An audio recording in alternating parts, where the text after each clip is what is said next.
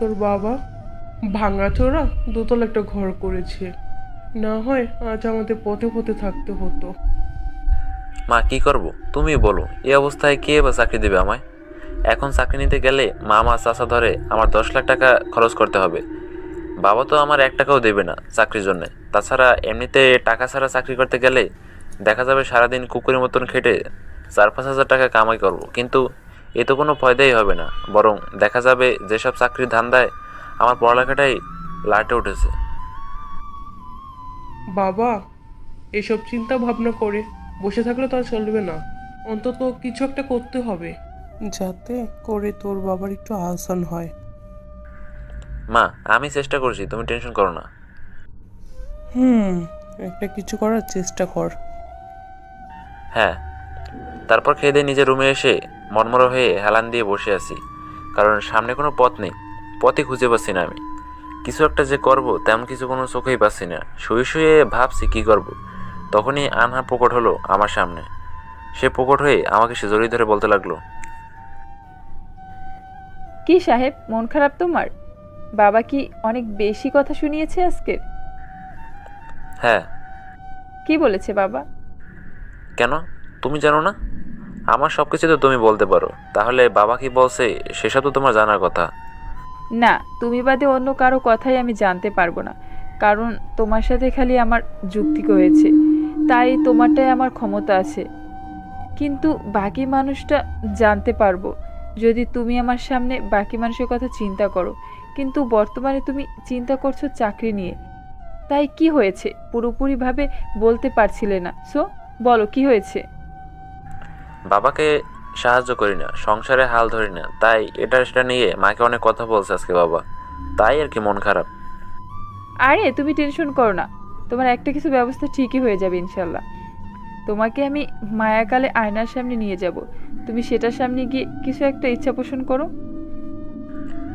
আচ্ছা, কিন্তু কি করে নিয়ে যাব? আর তোমাদের পরিপালকে গেলে সমস্যা হবে না কোনো?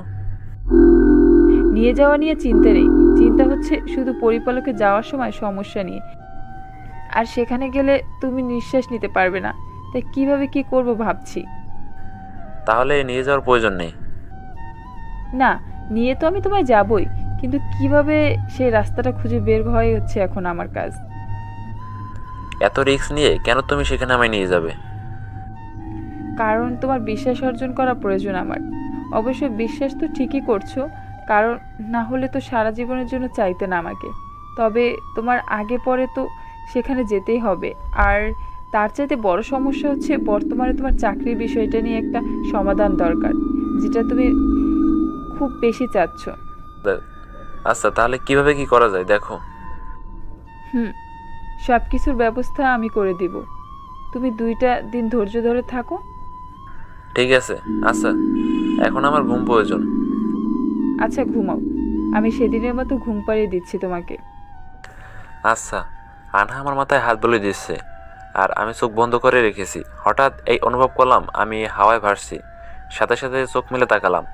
চোখ মেলে তাকাতে দেখি আনহা আমার হাওয়ায় উড়িয়ে কোথায় যেন নিয়ে যাচ্ছে, যেটা দেখে কলিজাটা ভয়ানকভাবে একটা মোচড় দিল। কিন্তু আমি কিছু বলার মতন সাহস করতে পারছি না আনহাকে, তাই চুপচাপ সেভাবেই রইলাম। কিছুক্ষণ পর আনহা আমায় উড়িয়ে দিয়ে সাগরের মাঝখানে একটা বিশাল দ্বীপের মাঝে নিয়ে গেল।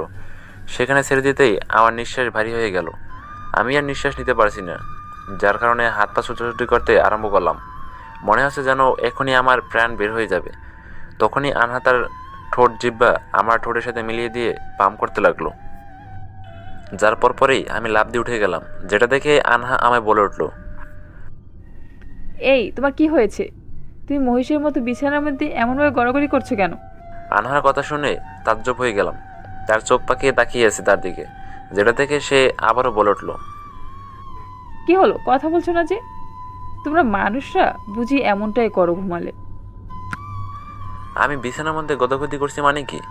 তুমি না আমায় হাওড়ি একটি দ্বীপের মাঝে নিয়ে গিয়েছো, সেখানে আমার নিঃশ্বাস নিতে কষ্ট হচ্ছিল, যার কারণে তুমি আমার মুখে পাম্প করলে। এই মাথা মোটা, তোমায় কোন শয়তানে ধরেছে বলো সেটা? আমি তোমাকে হাওড়ে নিয়ে গেছি মানে কি? আর কোথাও নিয়ে গেলে কি তোমার অনুমতি নিব নাকি? আর তাছাড়া নিয়ে গেলেও তুমি এখনো বিছানায় কি করছো তাহলে? আনহার কথা শুনে আবার শক খেলাম। আর আশেপাশে ভালোভাবে খুঁটিয়ে দেখতে লাগলাম। ওমা, এ কি, আমি তো নিজের বিছানায় শুয়ে আছি। তার মানে কি এতটা সময় আমি যেসব কিছু দেখেছি সেটা স্বপ্ন ছিল নাকি? আমার তো তাই মনে হচ্ছে এখন, কারণ আমি তো নিজের বিছানায় শুয়েছিলাম। আসলে আনহা, সরি, আমি চোখ বন্ধ করার সাথে সাথেই ঘুমে চলে এসেছিল, আর ঘুমিয়ে করে একটা স্বপ্ন দেখেছি। যে স্বপ্নটা দেখে সব কিছু আমার বাস্তবে মনে হচ্ছিল, তাই এমন অদ্ভুত আচরণ করছি। তোমার কথাবার্তা শুনে ইচ্ছে করছে এমন একটা দিয়ে আছাড় মারি যেন পেট থেকে সব নাড়িভুড়ি বের হয়ে আসে। ইস, কত সুন্দর একটা রোমান্টিক মুহূর্ত ছিল, কিন্তু সব কিছুতেই তুমি একবারে পানি ঢেলে দিলে। সরি আনহা, আমি বুঝতে পারিনি। সরিতে কাজ হবে না। কি হুম। কি রকম পরি রে বাবা তুমি? এই অল্প সময়ের মধ্যে তুমি আমার একদম কাছে চলে এসছো। আমরা পরিরে এমনই হই, আমরা যা করি সব কিছুই জলদি করে ফেলি। ধীরে সুস্থে সময় নিয়ে কাজ করার প্রতিভা আমাদের কাছে নেই, কারণ যে কাজটা করা দরকার সেটা তাড়াতাড়ি করে নেই, যাতে করে পরে কোনো প্রেশার পড়ে না। তাই এখন পরের কাজ আগেই করব। সো একদম চুপচাপ থাকো তুমি। আকাশ আনহা তাড়াহুড়ো দেখে কিছু যে বলবে আনহাকে, সে মনোভাবটা সে হারিয়ে ফেলেছে। এর মধ্যে আনহা আকাশে ধরে নিজের অস্তিত্ব মিলিয়ে দিয়েছে, যেটা থেকে আকাশ আরও বড় শখ খায়। কিন্তু কি আর করার, আনহার পাগলামি এখন তারা সহ্য করতে হবে, কারণ পাগলকে শান্ত করতে হলে আপোষে শান্ত করতে হয়। উগ্র মেজাজে কোনো কিছু করলে পাগলামি মাথার সীমা ছাড়িয়ে যায়। তাই আকাশ আনহাকে বাধা দেয় না। আনহা ইচ্ছে মতো আকাশে ঠোঁটে স্পর্শ করে, তারপর হুট করে সে আকাশকে ছেড়ে দিয়ে বলে, আজকের মতো এখানেই সমাপ্তি, আবার পরে কখনো কোনো এক সময় দেখা হবে। সো এখন আমি চলে গেলাম। আনহার কথায় প্রতিপত্তর আকাশ খোসা মেরে বলে, আরে এত জলদি তোমার পাগলামি বন্ধ হয়ে গেল যে? এখন তো সারাটা দুপুর পরে আছে। এই 5-10 মিনিট চুমু খেয়ে কারো কি মন ভরে নাকি? নাও আরও চুমু খাও, একদম ঘন্টা পরিয়ে আমার ঠোঁটে স্পর্শ করো। তুমি চাইলে আমি সারা দুপুর তোমার পাশে থাকতে পারি, আমার কোনো সমস্যা নেই এতে। মাপ চাই, দোয়াও চাই। আনহা, তুমি পরিলোকে ফিরে যাও। তুমি কোনো কাতারে মানুষ তা আমি বোঝা হয়ে গেছে। তোমাকে কিছু বলা মানে নিজের বিপদ ডেকে আনা। আমি তোমাকে কথাটা বললাম খোঁচা মেরে, কিন্তু তুমি তো দেখি উল্টো নাচতে শুরু করেছো। যা পাগল, এভাবে কেউ বলে নাকি? আসলে আমি অনেক বেশি রোমান্টিক। হে খোদা, আমাকে উঠাই নাও। এই মেয়ে না হয় আমার মাথা পুরো খারাপ করে দেবে পুরোটা। এই আকাশ, চুপ একদম। হ্যাঁ, জলদি যাও। যাচ্ছি। আনহা তারপর উদ্ধার হয়ে যায়, মানে হলো সে পরিলোকে চলে গেছে। এদিকে আকাশ বিছানায় বসে বসে ভাবে, বাইরে এটা কার পাল্লায় পড়লাম আমি? আজীবন বই পুস্তকে পড়ে আসলাম পরির হয় শান্তশিষ্ট এবং নমনীয়, কিন্তু আমার পাল্লায় যে পড়েছে সে তো পুরোপুরি তার সেরা। কি অত্যাচারটাই না করলো কয়েক মিনিট আমার উপরে। তার অত্যাচারে মনে হয়েছিল যে আমার ঠোঁটটা কোনো না ঠোঁট না, সেটা যে 2 টাকা দামের সুইংগাম। আকাশ এসব নিয়ে ভাবছিল, তখনই হুট করে আবার আনহা আকাশের সামনে এসে প্রকট হয়। তারপর ধুম করে আকাশের পিঠের মধ্যে একটা চুমু মেরে তাকে বলে, এই ছেলে, একদম উল্টাপাল্টা কথা বলবি না আমার সাথে। আমি তোকে ভালোবাসি, সো তোর সাথে আমার যখন যা ইচ্ছে তাই আমি করব, কারণ আমার মনের একমাত্র মানুষ হলি তুই। তাই তুই আমার সমস্ত ইচ্ছা পূরণ করবি এবং আমার মনের আশাগুলো পূরণ করার চেষ্টা করবি, নয়তো তোর খবর আছে। আর যদি একটা উল্টাপাল্টা কথা বলো, তোর খবর আছে। আনহা এই সমস্ত কথা বলে আবার গায়েব হয়ে যায়। এদিকে নিরীহ আকাশ মদনের মতো চোখ পাকিয়ে তাকিয়েছে আনহা চলে যাওয়ার দিকে। আনহা চলে গেলে পরীর পালকে। তখনই আকাশ বড় একটা নিঃশ্বাস ছেড়ে বলে, ও আল্লাহ, এই মেয়ে আসলেই মাথায় সমস্যা। না, মানে মাথা ভালো, আর কিছুই বলবো না আমি এই মেয়েকে নিয়ে। না হয় আবারও ভূতের মতো প্রকট হয়ে এসে কয়েকটা দিয়ে চলে যাবে। আকাশ আনহার ভয়ে কিছু বলতে চেয়েও আর বলে না, কারণ খামোখা মার খাওয়ার মতো ইচ্ছে নেই তার। তাই সে পরবর্তীতে কিছু বলতে যেয়েও থেমে যায়। এভাবেই কিছু সময় কেটে যায়, আর আকাশ সময় নষ্ট না করে ঘুমে প্রবেশ করে ঘুমিয়ে পড়ে। এক ঘুমেই মাগরিব হয়ে যায়। মাগরিবের সময় উঠে ফ্রেশ হয়ে কিছুক্ষণ বই নিয়ে নাস্তাতাড়ি করে। এর মধ্যে আনহা আর জামিনে প্রকট হয়নি, তবে আকাশ জানে আনহা এখন না আসলেও রাতে যাবে। তাই সে রাতের বেলায় আনহা আসার অপেক্ষা করতে থাকে। অপেক্ষার প্রহর কাটে রাতে 11টার সময়। রাত 11টায় আনহা আকাশের সামনে এসে প্রকট হয়। আনহাকে দেখে আকাশের মন খুশি হয়ে যায়, কারণ সে এখন আনহাকে অনেক ভালোবাসে, আর ভালোবাসা মানুষকে দেখতে সবারই ভালো লাগে। আনহা আকাশের কাছে এসে তাকে বলে, আকাশ, তোমাকে পরিপালকে নিয়ে যাওয়ার পন্থা আমি পেয়ে গেছি। কি পন্থা?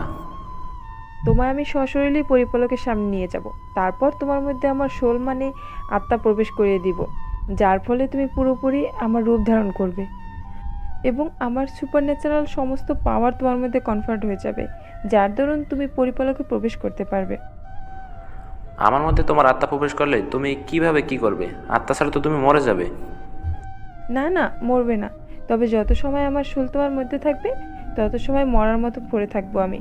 আর তুমি পরিপালকে প্রবেশ করে মায়াকালের আয়নার সামনে দাঁড়িয়ে তোমার যে কোনো চাহিদার কথা বলতে পারবে। অবশ্য চাকরির চাহিদাটাই করবে। তারপর ফিরে এসে আমার কণ্ঠিতে আঙ্গুলের সাথে সাথে তোমার কণ্ঠি আঙ্গুল মিলিয়ে দিলে সব কিছু ঠিক হয়ে যাবে। ঠিক আছে, কিন্তু জিনিসটা আমার কেমন যেন লাগছে। আরে তুমি এত কিছু ভাবো না। তোমার জন্য আমার প্রাণ গেলেও আমার কিচ্ছু আসে যায় না। তবে আশা করি কিচ্ছুই হবে না।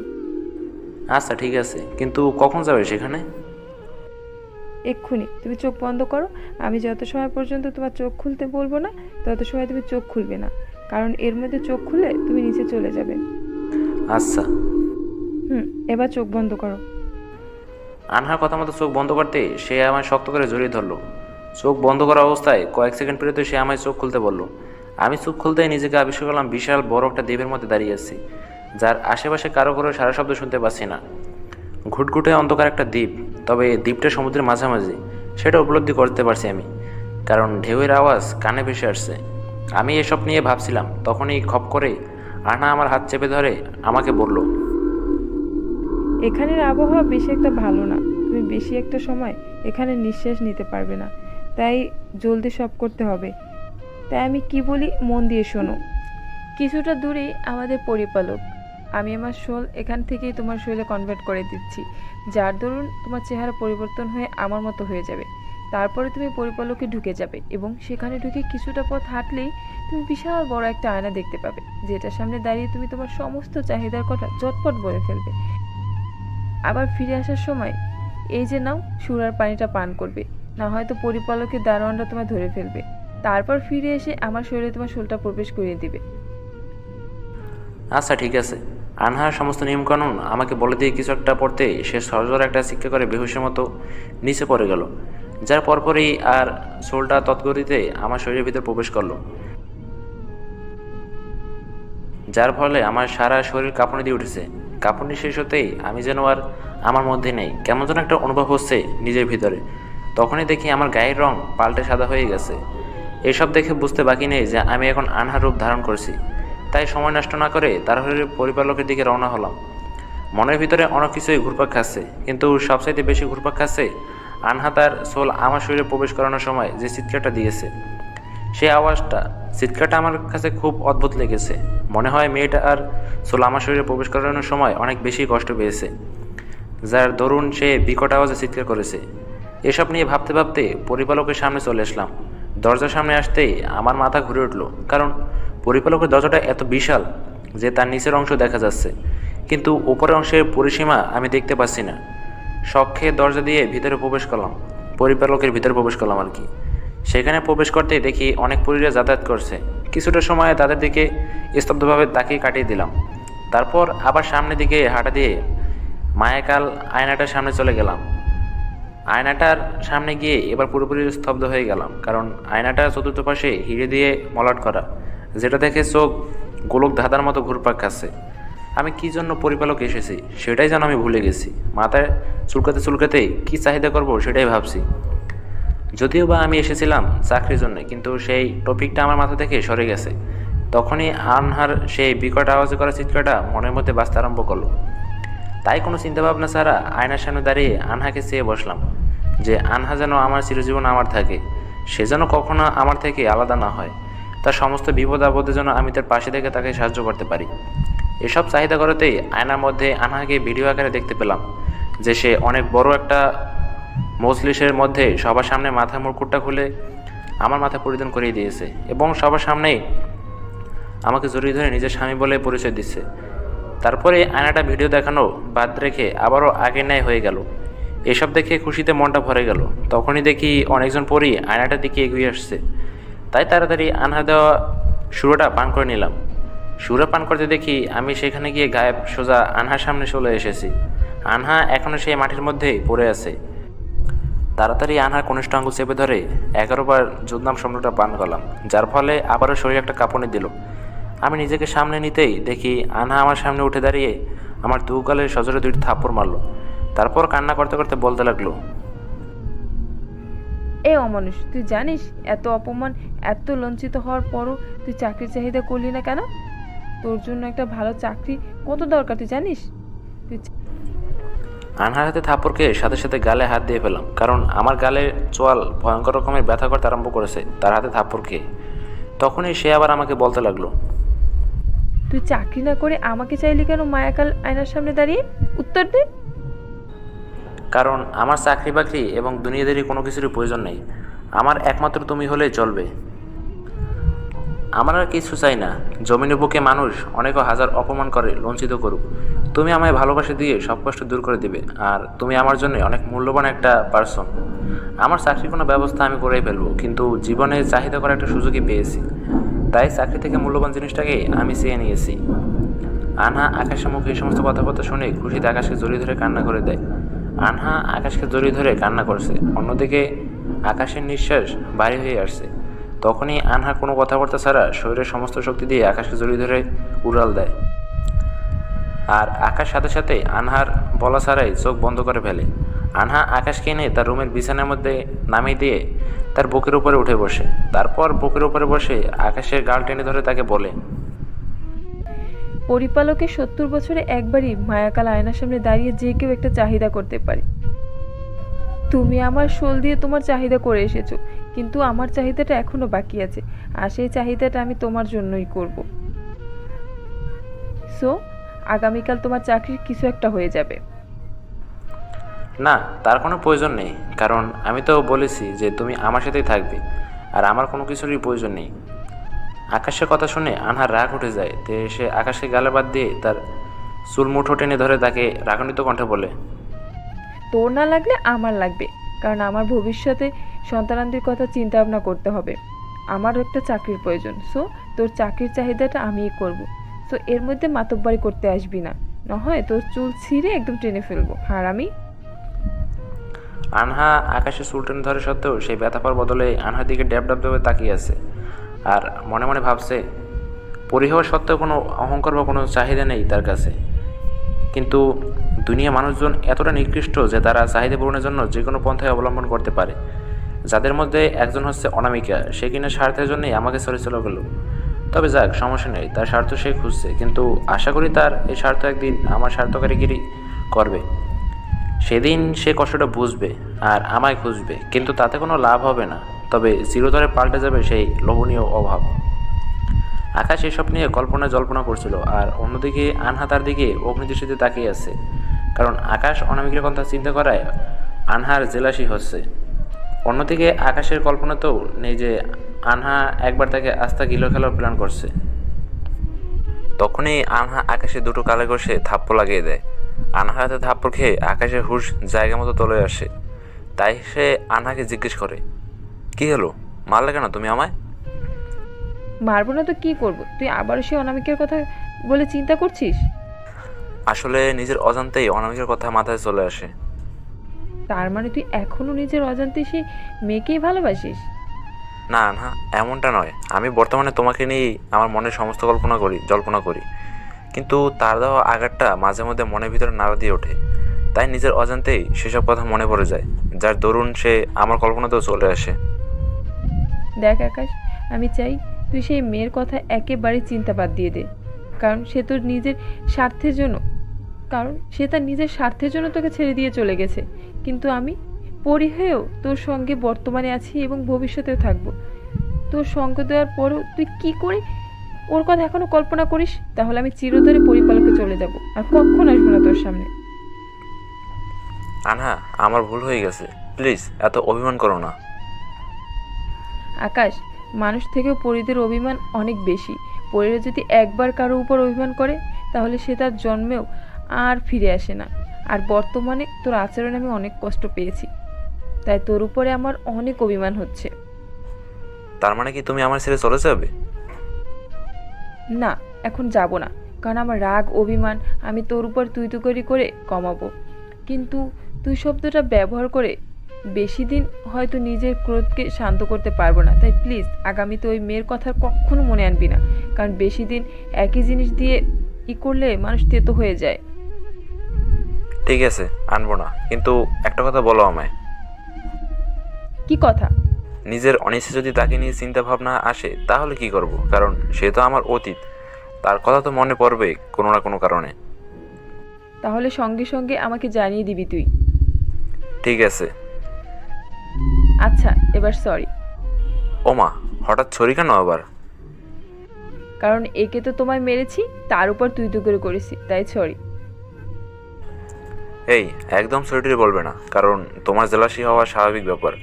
সো সরিটরি দরকার নেই। আর তুমি এখন এখান থেকে পরিপালকে ফিরে যাও, পরে আবার এসো। সরিটারি না হয় নাই বললাম, কিন্তু পরিপালকে ফিরে যাব কেন?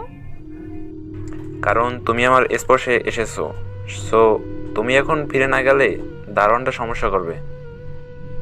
আরে বোকা, সেই বিষয় নিয়ে আপাতত ভয় পাওয়ার কিচ্ছু নেই, কারণ তোমার শরীরে এখন সুপার ন্যাচারাল পাওয়ার আছে, যার দরুন পরিপালক আর কল্পনা হবে না। সুপারন্যাশনাল পাওয়ার মানে বুঝলাম না।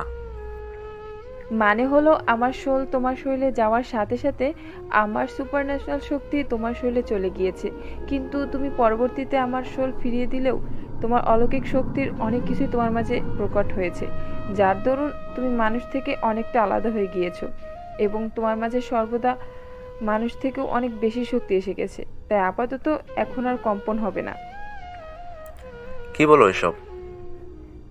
সত্যি বলছি, কারণ তোমার বুকের উপর বসার পরেও পরিপালকে কোনো ধরনের কম্পন হয়নি, তাই আমার আসল রহস্য আর বুঝতে বাকি নেই।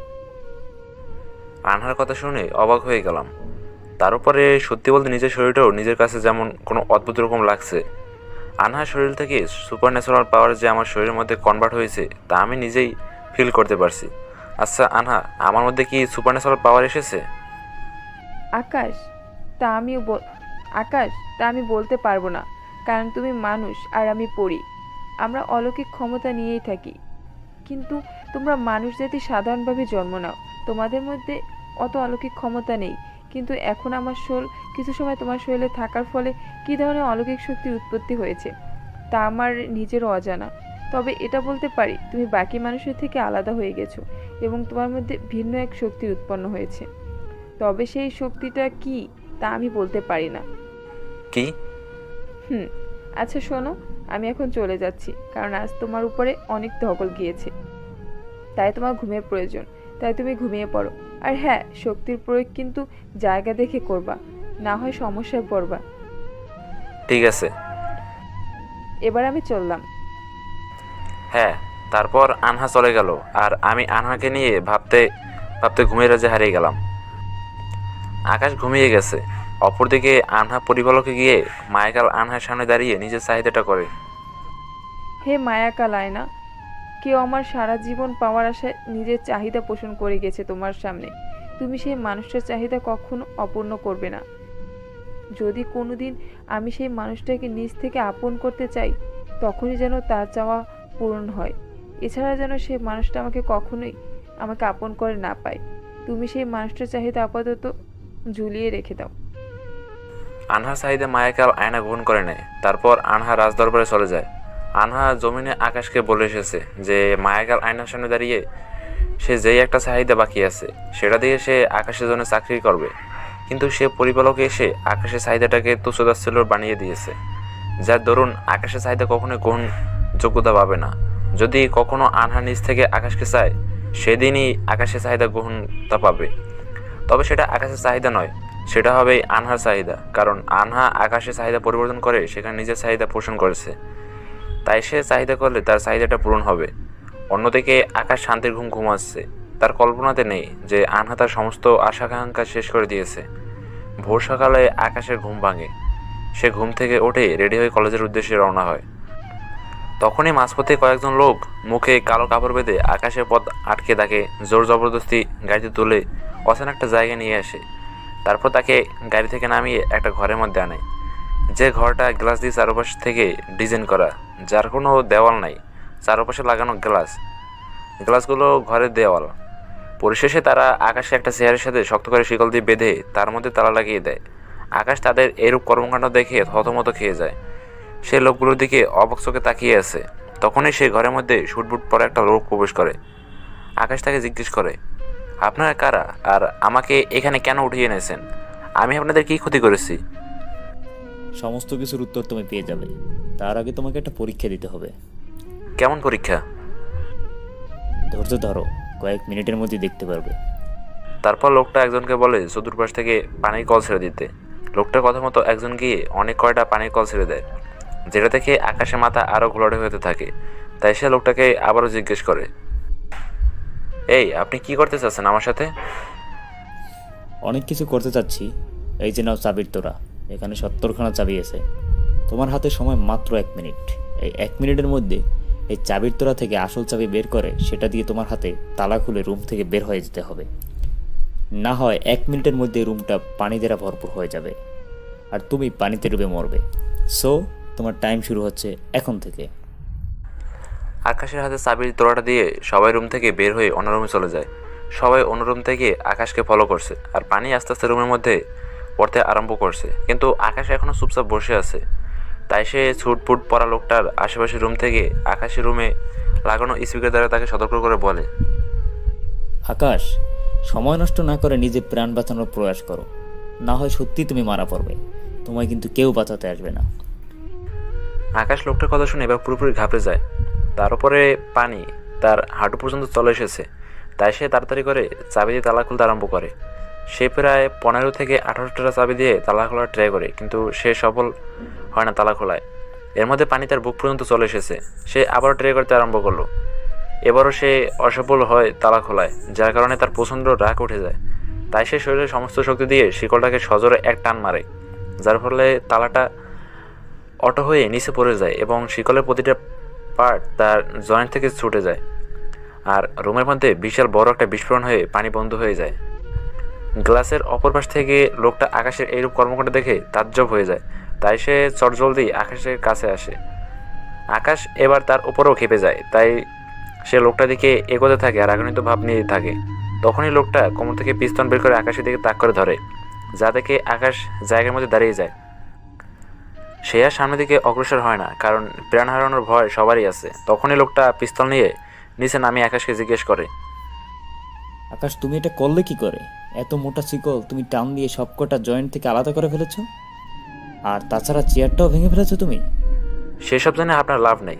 আপনি আমায় কেন উঠিয়ে এনেছেন সেটার উত্তর দিন। আর আপনি আমার নাম জানলেন কী করে সেটার বিষয়েও খোলাসা করেন তো একটু। দেখো, এত উত্তেজিত হওয়ার কিছু নেই। তুমি খেলে আমার প্রশ্নের উত্তরটা দাও, তারপর আমি তোমার সবকটা কথার উত্তর দিচ্ছি। আকাশ, তুমি কিভাবে এমনটা করেছো? কিভাবে করব আবার? নিজের শক্তি দিয়ে করেছি। আকাশ, আমি সত্যিই বিশ্বাস করতে পারছি না যে তুমি নিজের শরীরের শক্তি দিয়ে এমনটা করেছো। বিশ্বাস না হলে কিছুই করার নেই আমার। সো আপনি এবার আমার প্রশ্নের উত্তর দিন। লোকটা কিছুটা সময় আকাশের দিকে অদ্ভুতভাবে তাকিয়ে থাকে। কিছুক্ষণ এভাবে চেয়ে থেকে নিজেকে শান্ত করে আকাশকে বলে, দেখো, আমি কে সেই পরিচয়টা আমি তোমাকে দেব না। তবে তোমাকে এখানে উঠিয়ে এনেছি কেন সেটা ক্লিয়ার করছি। আসলে দেখো, আমরা প্রায় এভাবে অনেক ছেলেকে টার্গেট করে উঠিয়ে নিয়ে আনি, তাদের মেধা নির্বাচন করি। কোনো ছেলে যদি আমাদের পরীক্ষায় পাশ হয় তাহলে তার একটা স্বপ্ন আমরা পূরণ করি। তবে যদি পাশ না করে তাহলে তাকে আমরা মারি না, কিন্তু শুরুতে মৃত্যুর ভয় অবশ্যই দেখাই। তাই সেইভাবে আমার লোকজন তোমাকে অনেক দিন ধরে ফলো করেছে, তোমার সমস্ত বিষয়ে ইনফরমেশন নিয়েছে। সব কিছুর পরিশেষে জানতে পারলাম তোমার পরিবার চলে তোমার বাবার দিনমজুরির টাকা দিয়ে। তাই তোমাকে উঠিয়ে এনেছি আমরা এখানে, যাতে করে তুমি আমাদের পরীক্ষা পাশ করো এবং কিছু একটা করতে পারো। কিন্তু তুমি আমাদের পরীক্ষা শুধু পাশ করোনি, বরঞ্চ তুমি বেশ অবাক করে দিয়েছ। সো তোমার একটা চাহিদা বলো তুমি। লোকটার কথা শুনে বেশ তাজ্জব হলাম। এইভাবে মেধা তালিকা নির্বাচন করতে জীবনে প্রথম কাউকে দেখতে পেলাম। কি আজব মানুষ রে বাবা। লোকটাকে নিয়ে ভাবছিলাম, তখনই সে আবার প্রশ্ন করলো, কি হলো, কোনো চাহিদা করবে না তুমি? হ্যাঁ করব। আমার একটা ভালো চাকরি দরকার, কারণ আমার পরিবারের অবস্থা বেশি একটা ভালো নয়, সেটা তো আপনি জানেনই। সো একটা চাকরি হলে আমার জন্য ভালো হয়। ঠিক আছে, তোমার চাকরি হয়ে গেছে, এই যে নাও আমার কার্ড। যদিও এই কার্ডে আমার পরিচয় নেই, তবে এই কার্ডটা দিয়ে তুমি যেখানে ইচ্ছা সেখানে জব পেতে পারবে। কিন্তু আমার মতে তুমি নাসির ইন্ডাস্ট্রিতে গেলে তোমার অনেক ভালো একটা জব মিলবে, তোমার স্যালারিও 50,000-এর মতো পড়বে। ঠিক আছে, তাহলে আমি গিয়ে দেখা করব। গিয়ে দেখো, করবে না? এখনই গিয়ে দেখা করো, এখনই গিয়ে দেখা করে এসো। আমার লোকজন তোমাকে নাসির ইন্ডাস্ট্রির সামনে পর্যন্ত ছেড়ে দিয়ে আসবে। ঠিক আছে।